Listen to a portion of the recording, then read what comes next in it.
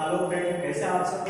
मैं सेल्फ देव प्रकाश मंडल। हम अभी क्लास 12 के बायोलॉजी के जो 16 चैप्टर है पर्यावरण के मुद्दे, ठीक है, एनवायरमेंटल इश्यूज, उसी का अध्ययन करने वाले हैं। इसके पहले हम जो टॉपिक पढ़ाए थे आपको वह था सॉलिड वेस्ट मटेरियल, ठीक है, disposal of solid waste material. उसमें से 3 भाग आते हैं। सबसे पहला बायोडिग्रेडेबल, नॉन बायोडिग्रेडेबल और रिसाइक्लेबल, ठीक है।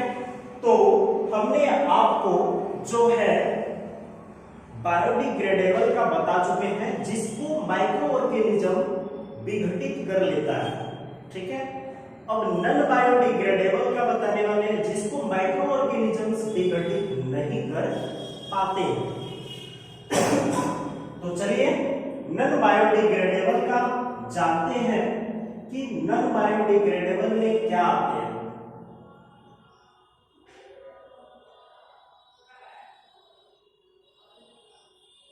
नॉन बायोडिग्रेडेबल में प्लास्टिक ही है, और भी बहुत सारे हैं, लेकिन प्लास्टिक को माना गया है, ठीक है। तो अभी हम प्लास्टिक का डिस्पोजल करेंगे, डिस्पोजल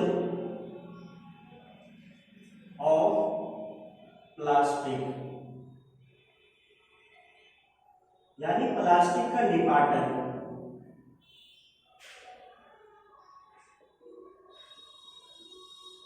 जब प्लास्टिक का निपाटन करते हैं तो आखिर करेंगे कैसे प्लास्टिक का निपाटन? तो हमारे देश में एक ऐसा स्टेट है जहां उद्योग की भरमार है, ठीक है। तो इंडिया की एक नगरी, इंडिया में एक स्टेट है कर्नाटक, इसका कैपिटल है बेंगलुरु।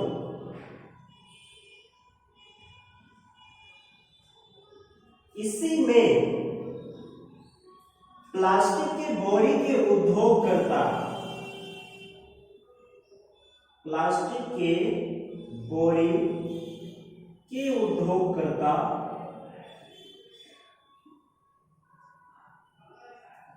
अहमद खान आज से 8-9 साल पहले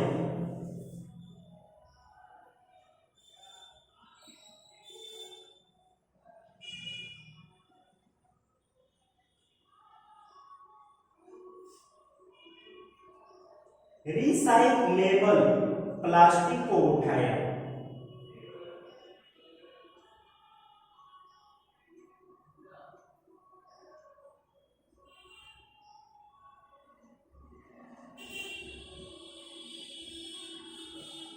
प्लास्टिक को लिया और इससे एक महीन पतले पाउडर तैयार किया, एक महीन पाउडर तैयार किया। इस महीन पाउडर का नाम है पॉलीब्लेंड पाउडर,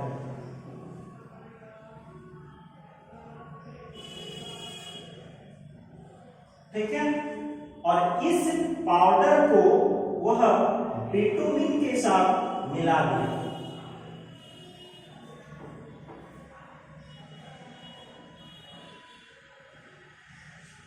जो पेट्रोलियम सब्सटेंस है, ठीक है, जो पेट्रोलियम पदार्थ है बिटुमिन, इसके साथ वह मिलाया और इस पॉलीब्लेंड पाउडर और बिटुमिन से बने यौगिक को वह क्या किए, इससे बने यौगिक को सड़क निर्माण में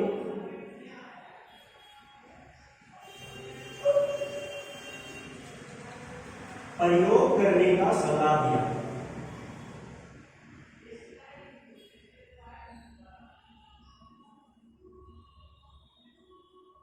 यह सलाह क्यों दिया?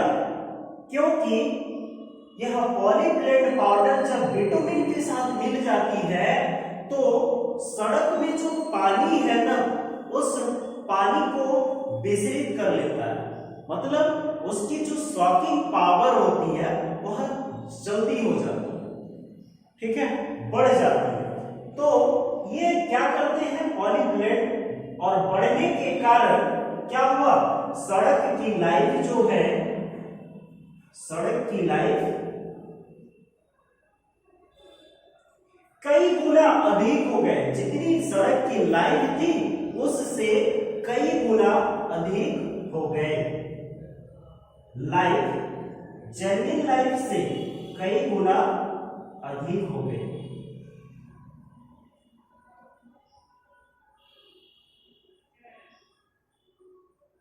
ठीक है, इसी तरह हम जो है प्लास्टिक का निपटारा कर सकते हैं। ठीक, नेक्स्ट जो होंगे वह है आपका इसी में डिस्पोजल ऑफ प्लास्टिक में एक आ जाएगा आपका डिस्पोजल ऑफ हॉस्पिटलाइज्ड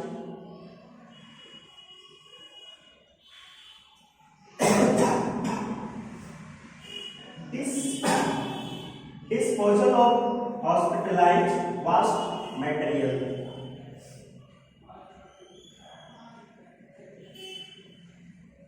तो डिस्पोजल हम अब किसका करने वाले हैं, हॉस्पिटल के वेस्ट मटेरियल का, जिसमें से कम्युनिकेटेड रिबन आते हैं, कम्युनिकेटेड इंजेक्शन आते हैं, कम्युनिकेटेड कॉटन आते हैं, ठीक है, कम्युनिकेटेड मेडिसिन आते हैं, एटीसी बहुत सारे कुछ आते हैं हॉस्पिटल से निकलने वाले।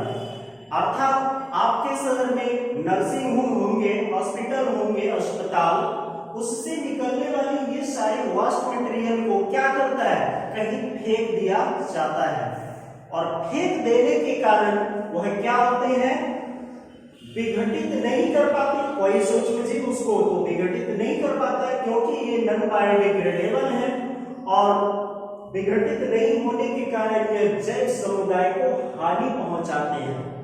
ठीक है, इसलिए इसको क्या किया जाता है, ये सारे वेस्ट मटेरियल, हॉस्पिटल से निकले सारे वेस्ट मटेरियल को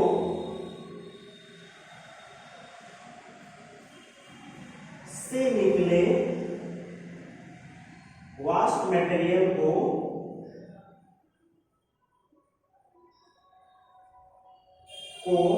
एकत्रित किया जाता है,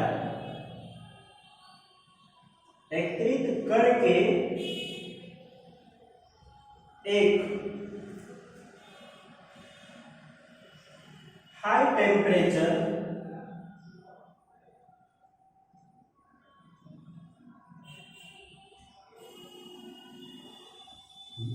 में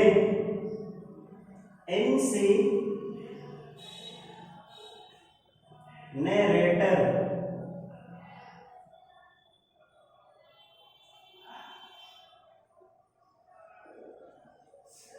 में जला दिया जाता है। ठीक है, इससे हम हॉस्पिटलाइज्ड वेस्ट मटेरियल का डिपार्टमेंट कर पाते हैं। ठीक है, इसी तरह आपका जो है नेक्स्ट, इसमें से अब आपको हम बताने वाले हैं रेडियो एक्टिव पॉल्यूशन के बारे में। ठीक है, तो रेडियो एक्टिव पॉल्यूशन है क्या, इसका अध्ययन करेंगे।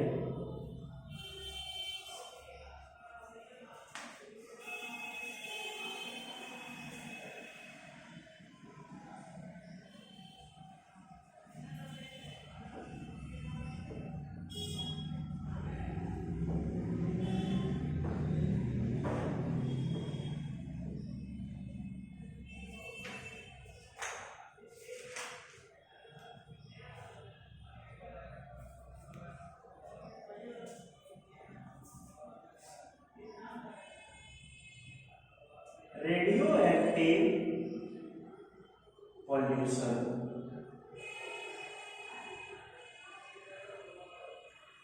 रेडियो एक्टिव पोल्यूशन है क्या, ये जान जाइए। इससे एक जो होती है ना रेडियोधर्मी से एक ऐसा रेडिएशन निकलता है, इस जो रेडिएशन जैव समुदाय को क्षति पहुंचाते हैं। रेडियो एक्टिव सब्सटेंस से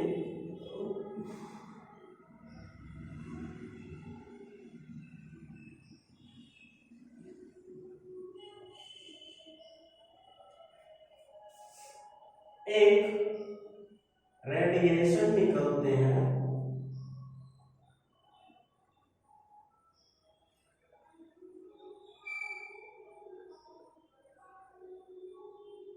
यह रेडिएशन वह रेडिएशन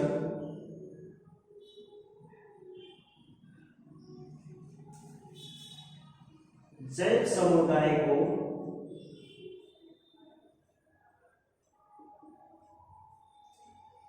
हानि पहुंचाते हैं।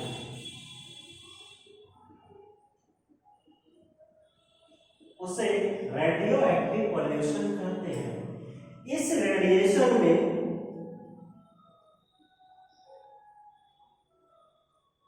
अल्फा,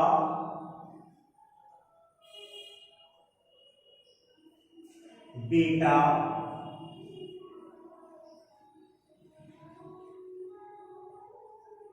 और गामा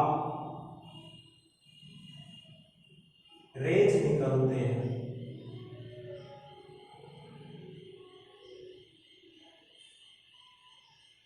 ठीक है, तो रेडिएशन में क्या क्या कैसी कैसी रेज होती है, अल्फा होती है, बीटा होती है और गामा होती है।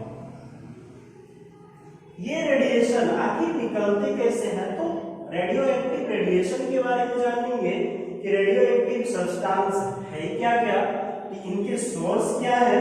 तो सोर्स जो होता है रेडियो एक्टिव सब्सटेंस का,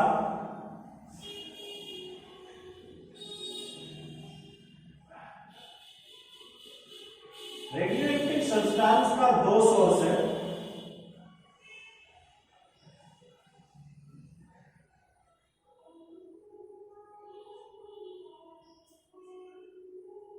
रेडियो एक्टिव सब्सटेंस के सोर्स जो है वह कितने हैं, तो दो हैं।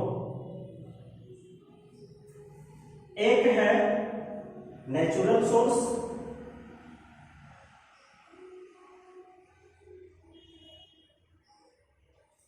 और दूसरा है आर्टिफिशियल सोर्स।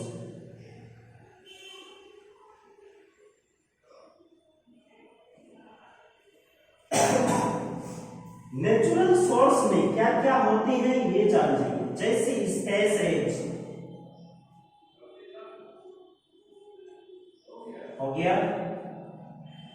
उसके बाद ये स्पेस रेज जो है वह रेडियो एक्टिव सब्सटेंस ही है, जो अंतरिक्ष का किरण आता है। ठीक है, फिर क्या है, कुछ रेडियो एक्टिव न्यूक्लियस जो होते हैं, जैसे यूरेनियम, थोरियम, कार्बन, ठीक है, पोटेशियम, ये सारे जो है एटीसी बहुत तरह के हैं। ये सब हमारे वातावरण में उपस्थित होते हैं और वातावरण में उपस्थित होने के साथ साथ अपने चारों ओर के चट्टान हो, पत्थर हो, ठीक है, ये सारे को विकृत करते हैं। इससे जो रेज निकलते हैं वो सारे क्या होते हैं, रेडिएशन। इस तरह के रेज को रेडिएशन जो जाती है वो सारे को एक्सेप्ट करते हैं और उससे भी एक रेडिएशन मुक्त होती है और वह मुक्त होकर के जनमाल यानी जैव समुदाय के जनमालों को क्षति पहुंचाते हैं। ठीक है, इसमें से एक सूर्य से आने वाले रेज जैसे अल्ट्रा वायोलेट रेज है। ठीक है, ये नेचुरल सोर्स पे है। ठीक है, यूवी रेज, उसके बाद इंफ्रा वायलेट रेज, ये सारे रेज सन से आ रहे हैं इसलिए नेचुरल है। आगे क्या है आर्टिफिशियल।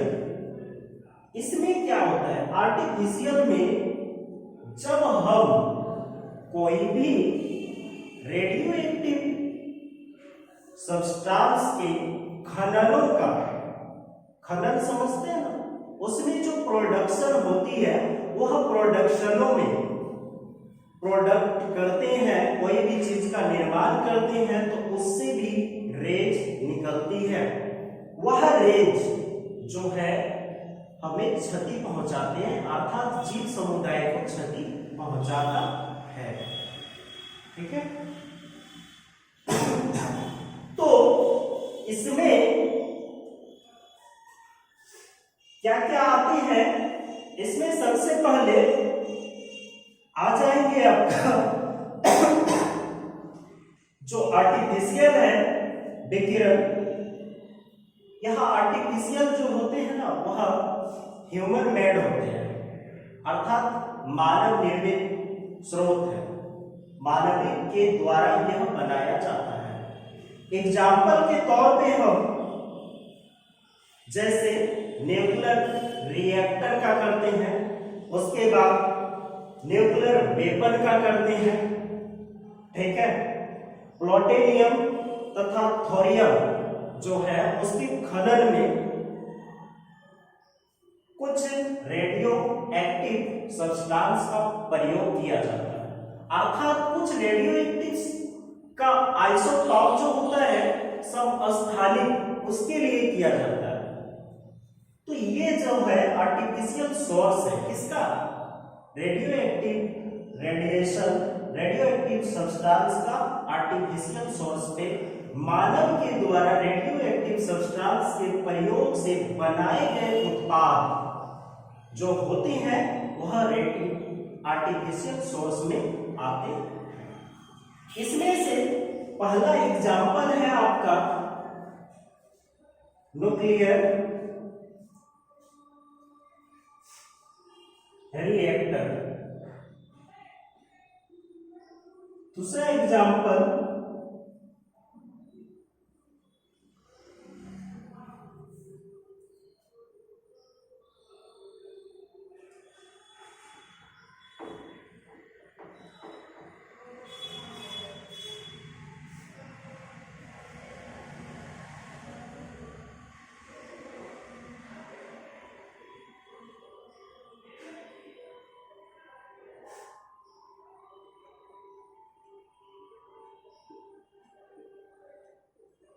एक न्यूक्लियर रिएक्टर है और दूसरा न्यूक्लियर वेपन है। तो देखिए न्यूक्लियर रिएक्टर में क्या होता है, कुछ जैसे पावर प्लांट होते हैं ना, इसके बारे में बता रहे हैं। जैसे पावर प्लांट हो गए, इसमें मान लेते हैं कार्बन यानी कोयला, कार्बन का एक अपर रूप है कोयला।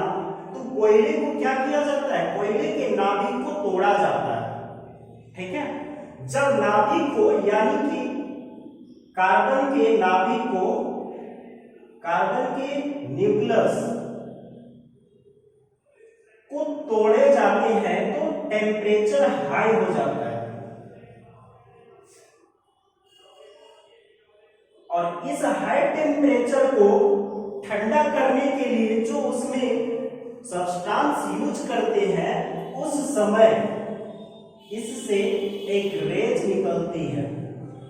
ठीक है, वह रेडिएशन जो है क्या हो जाता है, वह रेडिएशन रेडियो एक्टिव रेडिएशन होती है जो जलमाल एवं जैव समुदाय को क्षति पहुंचाने का कार्य करते हैं। ठीक है,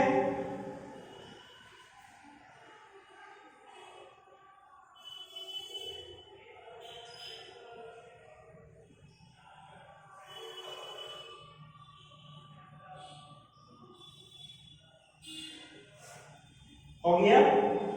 आगे क्या है दूसरा न्यूक्लियर वेपन। इस वेपन में क्या होते हैं, कुछ ऐसे चीजों का आविष्कार किया जाता है जिससे किसी को मारा जाए, अर्थात ये एक प्रकार का शस्त्र है। ठीक है, तो ये शस्त्र क्या करता है, मारने में मदद करता है। तो मान लेते हैं न्यूक्लियर है, तो मान लो एटम बॉम्ब, एटम बम अर्थात परमाणु बम। इस परमाणु बम को जब विस्फोट किया जाता है तो बहुत सारे एरिया में ये फैल जाते हैं और फैलकर पूरे उस एरिया के सभी लोगों को बर्बाद कर देते हैं। जैव समुदाय में सारे को बर्बाद कर देते हैं। कौन? Atom bomb. तो एटम बम सबसे पहले एटम बम का प्रयोग कहां हुआ था? जापान के हिरोशिमा में 1945 में जापान के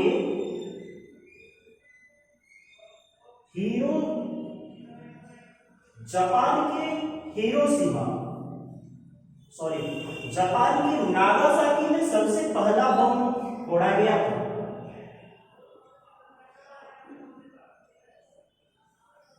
और दूसरा हिरोशिमा में। ठीक है, तो यहां से क्वेश्चन उठती है कि सबसे पहले परमाणु बम का प्रयोग कहां किया गया था? तो जापान के नागासाकी में परमाणु बम का प्रयोग किया गया था। ठीक है, और दूसरा परमाणु बम का प्रयोग हिरोशिमा में किया गया था।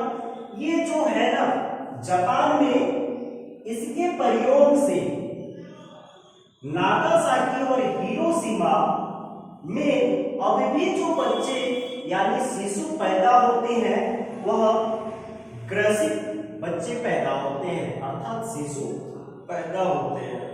ठीक है, तो ये एटम बम आखिर फैलते कैसे हैं? तो इसका जो एक एटम है, जब इसके नाभिक टुकड़े होते हैं तो ये 1 2 3 इस टाइप से फैलते हैं। फिर ये 1 2 3, फिर ये 1 2 3, फिर ये 1 2 3, फिर यहां से 1 2 3, फिर ये इस टाइप से 3 रेंज में इसका जो है परमाणु फैलते रहता है। इसीलिए अब भी कहां 45 में ये घटना घटी और अब भी उसका असर आज भी दिखाई देता है वहां पे। समझ रहे? तो आज भी ये घटना जो है घट रही है, वहां पे ऐसी समस्या हो रही है कि एटम बम के कारण आज भी नागासाकी और हिरोशिमा में जो शिशु पैदा होते हैं वह कुछ न कुछ ग्रसित बच्चे शिशु पैदा होते हैं। ठीक है, तो इस तरह के इफेक्ट किसके कारण पड़ते हैं? रेडियो एक्टिव सब्सटेंस के कारण, अर्थात रेडियो एक्टिव पॉल्यूशन के कारण आज भी वहां ऐसा प्रभाव पड़ता है। ठीक है, तो इसका हम क्या करने वाले हैं? अब रेडियो एक्टिव पॉल्यूशन के प्रभाव को जानेंगे कि रेडियो एक्टिव पॉल्यूशन से क्या क्या होती है। तो चलिए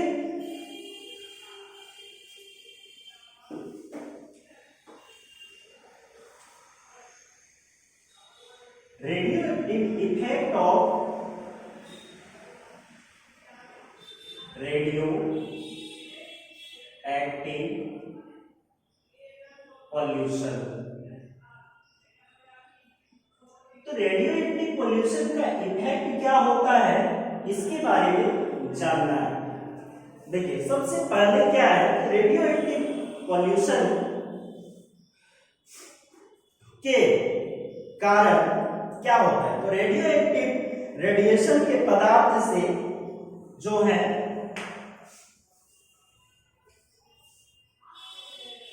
radio active substance, radio active radiation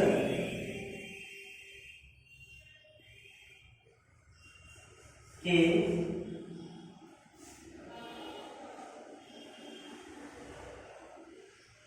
substance से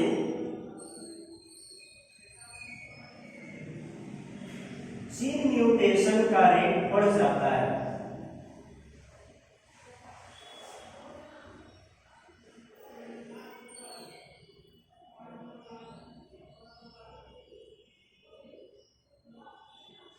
ठीक है। दूसरा, जैसे अल्ट्रावायलेट रेज के कारण स्किन कैंसर हो जाता है।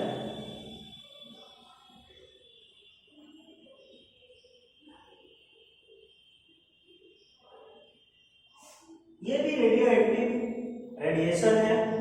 ठीक है। दूसरा, नेक्स्ट तीसरा पॉइंट है, रेडिएशन के रिपीट से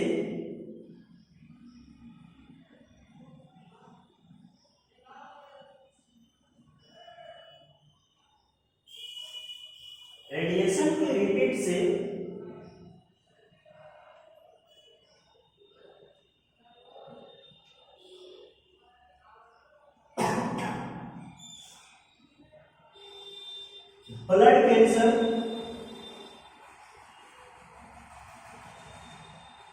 ठीक है। उसके बाद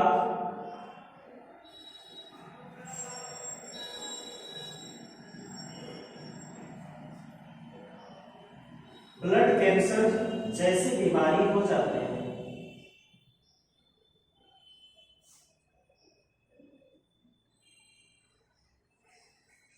चौथा है, रेडियो एक्टिव रेडिएशन के कारण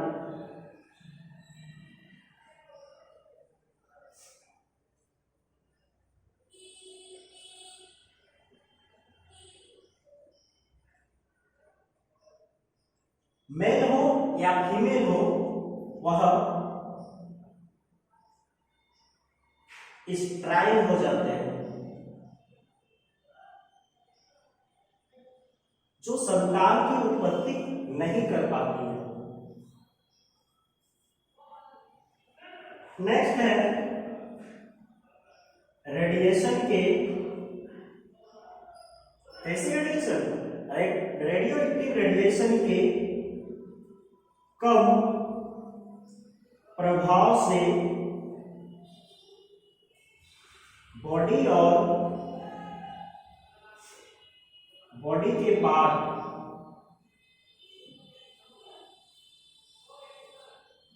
प्रभावित होते हैं।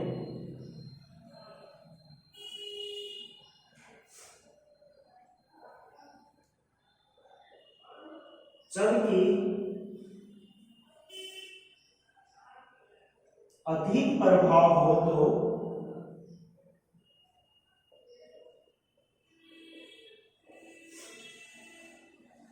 बॉडी डेथ भी हो सकते हैं।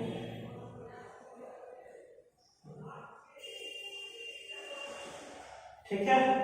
तो इस तरह के प्रभाव पड़ते हैं radio active pollution. Radio active radiation के सब्सटेंस से जीन म्यूटेशन का रेट बढ़ जाता है। ठीक है। दूसरा है, अल्ट्रावायलेट रेज के कारण स्किन कैंसर की बीमारी होती है। रेडिएशन के रिपीट होने के कारण ब्लड कैंसर जैसी बीमारी उत्पन्न होती है। और रेडियो एक्टिव रेडिएशन के कारण मेल हो या फीमेल हो, वह स्ट्राइल हो जाते हैं। ठीक है। उसके बाद रेडिएशन के कम प्रभाव से बॉडी और बॉडी के पार्ट ही इफेक्टिव होता है, जबकि अधिक प्रभाव से बॉडी का डेथ भी हो सकता है। ठीक है। नेक्स्ट है आपका, इससे मतलब रेडियो एक्टिव रेडिएशन से हम कैसे बच सकते हैं। तो रेडियो एक्टिव रेडिएशन को कैसे डिस्पोज करें।